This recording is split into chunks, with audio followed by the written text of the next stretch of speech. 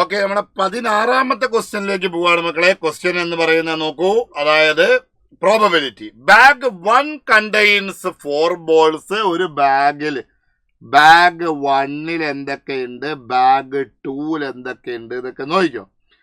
Bag 1 contains 4 white ball.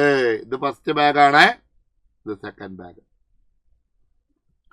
4 white ball and 5 black ball, and bag 2 contain n white and 3 black.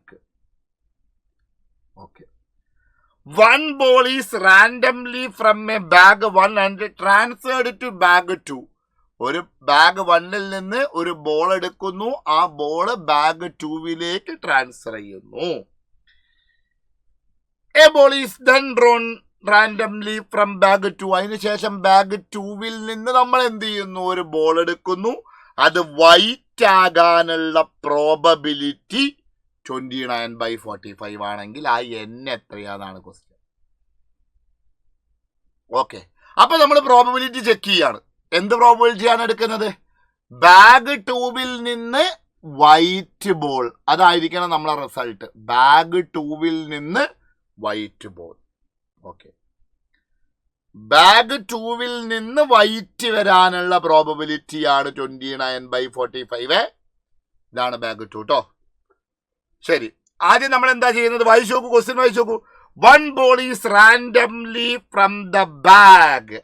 ആ first ബാഗിൽ നിന്ന് നമ്മൾ എടുക്കുന്നത് white ball ആകാം, അല്ലെങ്കിൽ ആ ഫസ്റ്റ് ബാഗിൽ നിന്ന് നമ്മൾ എടുക്കുന്നത് എന്താവാം, ബ്ലാക്ക് ആകാം.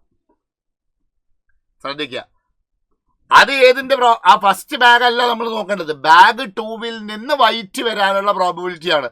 അപ്പൊ അതിനു വേണ്ടി നമ്മൾ ആദ്യം ചെയ്യേണ്ടത് എന്താ വെച്ച് കഴിഞ്ഞാൽ, ബാഗ് 1ൽ നിന്നൊരു ബോൾ എടുക്കും, അത് വൈറ്റ് ആവാം അല്ലെങ്കിൽ എന്താകാം, ബ്ലാക്ക് ആകാം. അപ്പൊ നമ്മൾ ആദ്യം വൈറ്റ് എടുക്കുന്നു. ബാഗ് 1ൽ നിന്ന് വൈറ്റിൽ തുടങ്ങുന്നു, ബാഗ് 1ൽ നിന്ന് വൈറ്റ്, അതിന്റെ പ്രോബബിലിറ്റി. അപ്പൊ എന്താ ചെയ്യുക, ആ വൈറ്റ് നമ്മൾ എന്ത് ചെയ്യുന്നു, രണ്ടാമത്തെ ബാഗിലേക്ക് ട്രാൻസ്ഫർ ചെയ്യുന്നു. അങ്ങനെയാകുന്ന സമയത്ത് ബാഗ് 2വിൽ എന്താവും, n+1 വൈറ്റ് ആവും ആൻഡ് 3 ബ്ലാക്കും ആയിരിക്കും. അപ്പൊ ടോട്ടൽ n+4 ബോളുകൾ ഉണ്ടാവും. ഓക്കെ,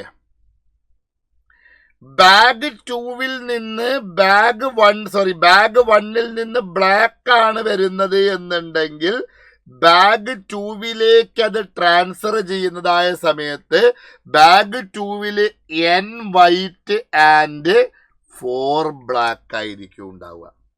ടോട്ടൽ n+4 ആയിരിക്കും. ശ്രദ്ധിക്കുക, ഇനി നേരെ പ്രോബബിലിറ്റി ഒക്കെ അങ്ങോട്ട് എഴുതാം. പ്രോബബിലിറ്റി ബാഗ് 2 ഡയറക്റ്റ് അങ്ങോട്ട് എഴുതാനുള്ളതേ ഉള്ളൂ. എഴുതും, നോക്കൂ.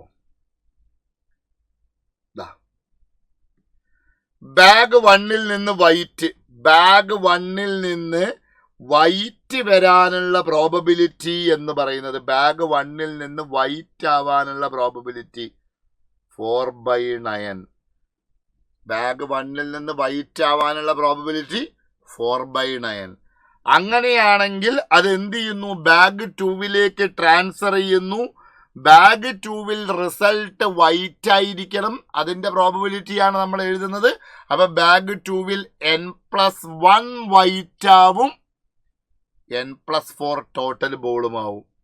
അപ്പൊ രണ്ടാമത്തെ ബാഗിൽ നിന്ന് വൈറ്റ് വരാനുള്ള പ്രോബബിലിറ്റി n+1 ബൈ എന്താണ്, n+4 ആണ്.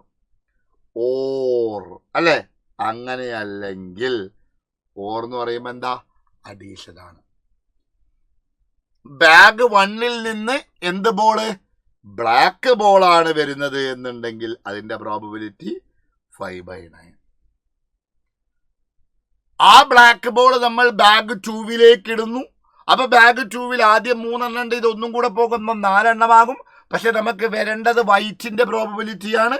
അങ്ങനെയാണെങ്കിൽ ബാഗ് 2ല് വൈറ്റ് n ബൈ എന്താവും, n+4 ആണ് ബാഗ് 2-ൽ നിന്ന് വൈറ്റ്. ഓക്കെ, ഇതിന്റെ പ്രോബബിലിറ്റി 29/45 ആണെന്ന് നമ്മളോട് പറഞ്ഞിട്ടുണ്ട്. ഇത് സോൾവ് ചെയ്തിട്ട് നമ്മൾ എന്ത് ചെയ്യുന്നു? n-ന്റെ വാല്യൂ കണ്ടുപിടിക്കുന്നു. n = 6 കിട്ടും. ഓക്കെ,